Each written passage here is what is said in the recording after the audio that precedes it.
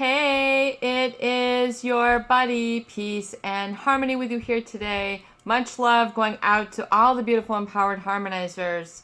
And we are zooming in and focusing in today on a great viewer question. And that is, after you have been in an emotionally manipulative relationship, either from the get-go in life in your childhood or your early teenage years or your early 20s or 30s, or you found yourself now married with children with someone who is emotionally manipulative, perhaps a covert narcissist or a psychopath, someone who is really in the relationship with a lack of empathy, a lack of validation, and how this creates a distorted sense of really sort of ability to connect to and relate to others, but namely yourself, and how to sort of get a grip on things, and you're not feeling like you're being overprotective or, of yourself, or you have sort of a perverted or distorted, sort of a shaky sense of whether you're, being too needy, or how to communicate things and allow others to be themselves and not feel threatened, insecure, making the wrong choices, sort of being overprotective or being too sensitive, sort of in that very sort of fearful stance where really you're sort of overwhelmed and engulfed by the situation, and your frame of reference is not clear, and you don't want to make sort of a rash or sort of manic decision and sort of come out across the wrong way. So we're going to really zoom in and focus in today on this great viewer question. But before we get started, I just want to give a super huge shout out to those of you who have recently donated to the Peace and Harmony channel. Thank you so much for your contributions. It really does make me feel good and feel like, well, maybe I am providing content of value. I don't always know or get that. I get a lot of very positive comments, emails, and such. But when people contribute, it really lets me know that I'm providing something of value and a good resource and tools that are making a difference in your life. So I'm so glad you have found the channel. Thank you so much for your comments, your interactions and support with each other, and letting me know that this content is really providing a valuable service and resources. So thank you so much. And once again, if you would like to participate, absolutely please do feel free to donate now at the PayPal Donate Now button here on the homepage at the Peace and Harmony channel. So thank you so much, and helping to keep this channel alive. And we're going to zoom in and focus in today on this great viewer question. And this was presented basically by a viewer who has stated that she feels, and I get this sort of comment or question a lot, that when you're sort of making headway in your own healing, or you're beginning to say, I need to confront this relationship, things, are going south, I'm hitting this rock bottom, I'm hitting this, and I need to communicate in a new way and sort of relate to others in a new way. And I feel like maybe I'm being too selfish, or I'm coming off as too overprotective, too needy. People aren't going to receive it the right way. And I feel like I'm doing damage to others in my environment. I feel like I'm perhaps, transmitting my dysfunction onto them. I'm afraid that I'm being overprotective, over engulfing them, or that I'm sort of, coming off as a little bit off balance, off kilter. How do I communicate to this person or these individuals how I feel, or how I need to approach to resolve a specific situation? Perhaps, someone's being bullied at school, or, you're in a situation where you don't know how to communicate, you don't know how to handle an issue that's come up, and you don't know how to come off. This could be either at your job as well. You've got people who are taking advantage, especially in a work setting, people who are narcissistic or psychopathic and are taking advantage of you, making you feel guilty, and out of place. You're being sabotaged. It's a tension that is permeating the situation, and you don't know how to diffuse it. So particularly that of being overprotective, it is to understand, and particularly in this viewer's case, it is to understand, especially for, let's say a young one is being bullied at school. This could be their first grade. They might only be 5 or 6. They are not mature yet, and you don't know how to give them the maturity that they need to handle it. And, and furthermore, they might be so uncomfortable, or you might be so uncomfortable in this work setting, you don't know how to communicate it. You don't know the solution. You don't know how to address it. So you want to show up to the principal. You want to show up to the kid at school. You want to show up to the boss. You just need to do something. And you're afraid that you're maybe out of whack, that you're going to come off with too much emotion. You might break down. How do you communicate it? How do you sort of address things in a neutral and positive stance? So especially when you are dealing with a young one, you want to understand and communicate to them that their life is going to be filled with lessons. And this is a perfect time, even though you're at school, you want to communicate and let them know that there are going to be so many opportunities for learning that are exciting for them in their new school.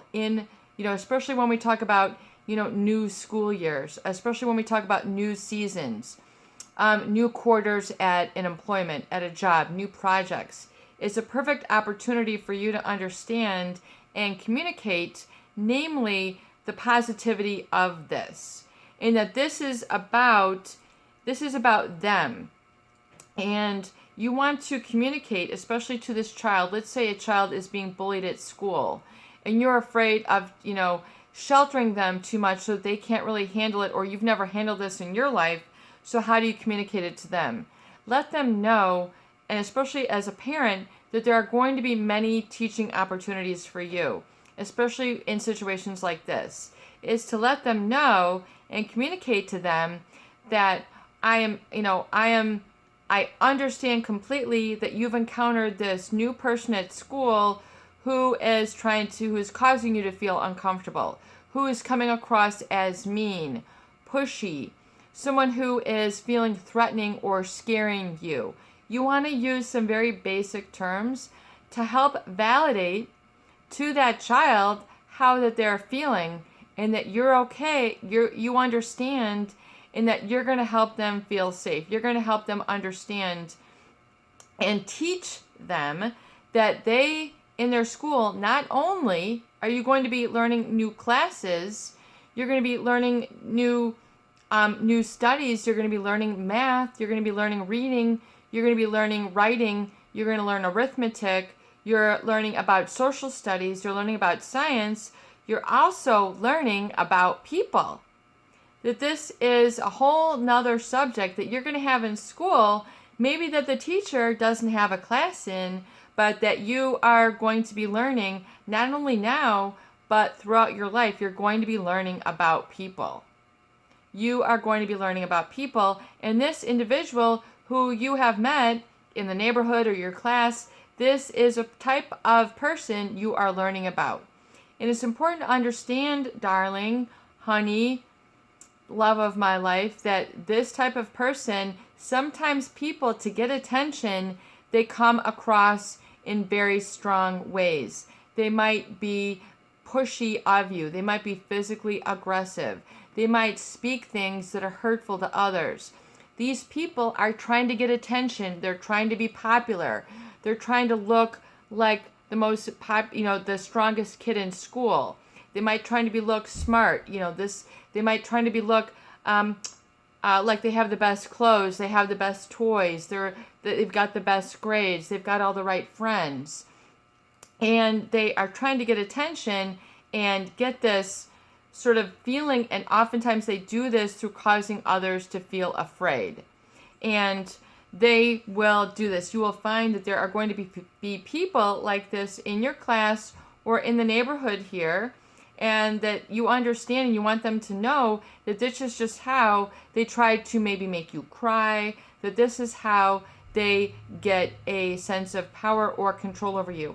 You can, and I do encourage parents or even people who are working to be able to have these discussions about people. Even though they are in depth, you need to break the ice with kids. You need to be deep with your kids. Nowadays, that's the beauty of child rearing, and that's the beauty of the information age. I feel especially in work environments, which I had someone tell me amazingly yesterday, when I was telling her, a young 20-year-old who has had, a lot of things in her upbringing, and and we were talking about, narcissistic parents, psychopathic parents, and I explained to her that oftentimes work settings, especially, and you can find this in school settings as well, that there are people who are psychopathic, who take advantage of others, who get others in sort of a paranoid state,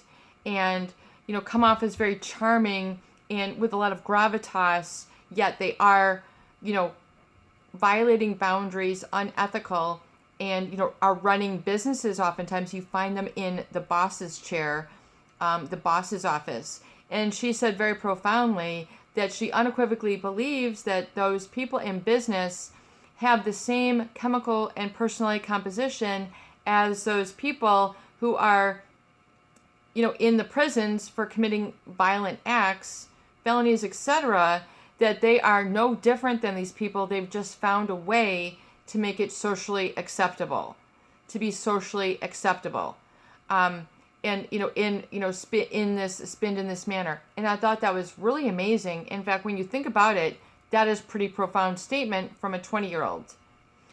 And it's like, wow, that is pretty intense. So I want you, and the thing is, in school, and we have a lot of viewers who feel this as well, you are not educated about different personality types. They don't take you in first grade and second grade and say, hey, guess what? There's some people who are like lions, some people who are like giraffes, some people who are like monkeys, some people who are like turtles, some people who are like dogs, some people are like cats. They don't ever have this sort of character education. And that could be a huge void in the school system in the U.S., other countries.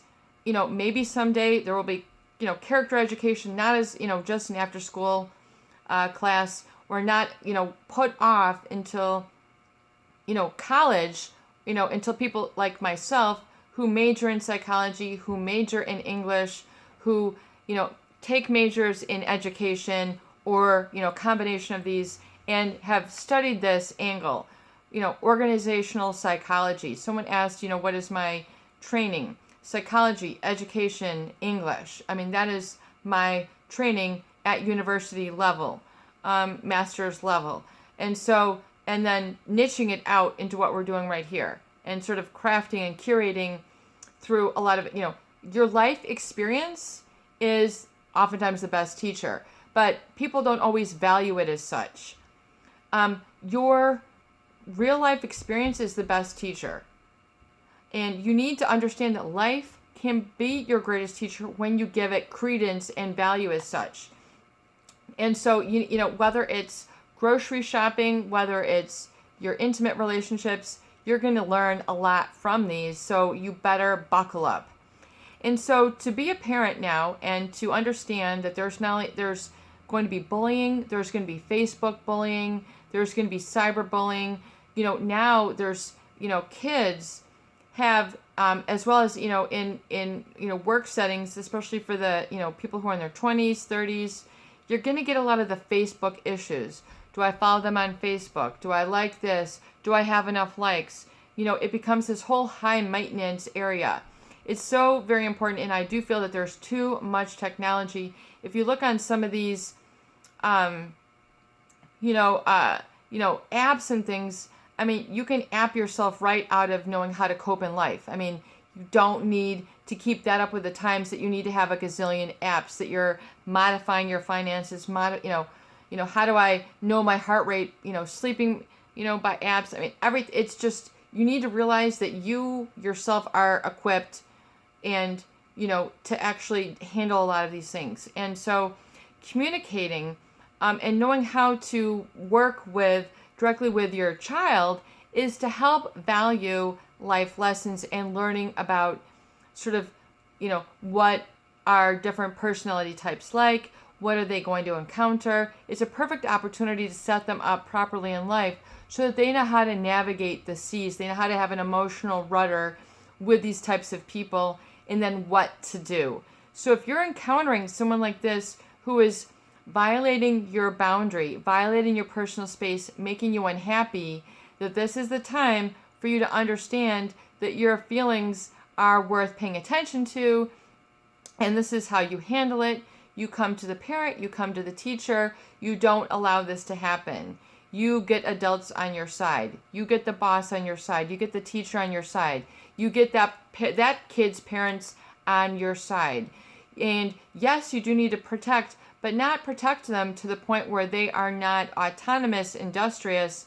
That's an important area of child development. If you've studied child development, as I have at university, you understand that children have developmental stages to address, namely that of autonomy and industrioususness versus shame and lack of productivity. So it is important, yes, that you then empower your child as to what to do. Not only that, in business as well, you're going to come across different personality types.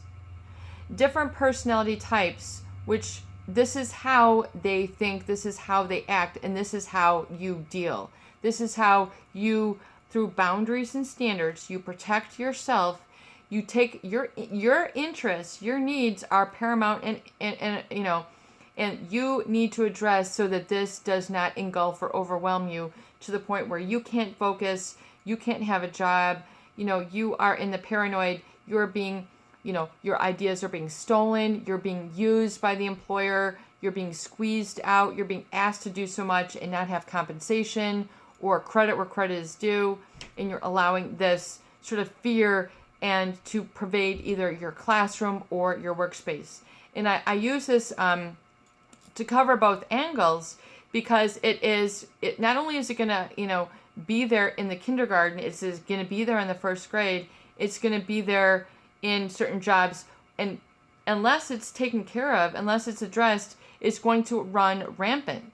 So you need to, in the case of the parent, need to educate the child and say, I'm so glad, that you're learning these lessons in life, and I want to help to be there and educate you and to teach you that there are going to be all sorts of kids, there's going to be all sorts of people who are different. Some are going to try to scare others, some are going to try to get attention, some are going to be super funny, but what's most important for you in your school is to be able to pay attention to your school lessons, or like in the person in the work environment, you need to be able to have a safe place to work and concentrate. You need to feel safe and concentrate. You need to be able to do your work. You need to have a relationship with the teacher. You need to be able to have a relationship with kids that you like, and not just, feel alone and isolated and fearful. And so it is to understand that this is what you do. You need to give them like little marching orders. This is what you do. You tell the teacher, you tell me, you don't have to be fearful, write me a little note and then bring it to me when you get home. Use your paper and let me know, I'm having trouble here. I want you to deliver that to me every day. And you make it like a little bit fun thing so that your child or you, if you're in a work environment, have your own little self-communication. Self-communication and communication with others who have the ability to do something is of paramount importance. So you don't have to be overprotective. You give them the ability to, on their own level, in a deep manner, communicate with what's going on. And, and spell it out in very, very simple terms. Let them know what this is happening. Bullying is going to be a reality, and they don't need to give in. So letting them know, whether it's for a child, they don't have to teach them words like being intimidated, being afraid. These are, basically human behaviors that they need to learn to identify and handle. Make this part of their vocabulary. In fact, you can give them a word a day to learn about emotions. So today we're going to understand what being afraid is, and we're going to understand the why, and this is what it looks like. This is, a bear chasing after, a person. This is natural and normal to you, and this is kind of like what this person is like. they're kind of like a big bear. They're trying to be scary, big. They're gonna, have like claws at you. They're gonna roar, whatever it is, and then you can then kind of make this fun with your child, and you can read books about how bears are, and then you can, how to handle the bear, the bully, and you can do this kind of. It's important for you to get out of the fight or flight where you're sort of acting reactive, and instead get into a state of clarity and cognition. When we talk about either in the workplace and growing through this, or even in relationships where you don't know how to confront things, you need to realize it's important for you to pull back and come from a space of peace, serenity, safety. Come into your own skin. Your own skin separates you from this person, so you need to be able to come to a space of indifference to see things as they are. And you need to acknowledge and validate and be okay with who you are and how you feel. And if you're a person of empathy, which means you understand the feelings of others, and sometimes you can find yourself being pushed around by the feelings of others very easily, it's to understand and embrace that this might be a quality of you. Whether you call it a weakness, a sore spot, a soft spot, you have these needs. This is real. And you don't need to be pushed into a corner, made to feel small, and sort of in the weakened fight or flight state. It is important for you to be able to verbalize and then get your needs met, and bring them to the attention, and how to look at character analysis and protect and secure yourself. If it's in the school environment, you need to take care of it right away. If it's in the work environment, you need to take care of it right away. If it's in your present relationship, you need to take care of it right away. It's not saying, I don't have what it takes to deal with it now. Yes, you do. You can deal with it now. It's looking at the lessons as opportunities for learning, character understanding, character education, realizing that this is how some people are, and that this is how you then keep your own boundaries and standards, and then look at the lessons learned, address them so they don't interfere with you getting what you need, getting that next developmental level met, so that you deal and meet with that developmental stage effectively, because life will deliver that. And then once you put it in its place and you're not victimized by it, then you have met that lesson. You have met that character development within yourself. You're then maturing. You're then handling things. And if the environment can't meet your needs, then it's time to go. It's time to move. It's time to move.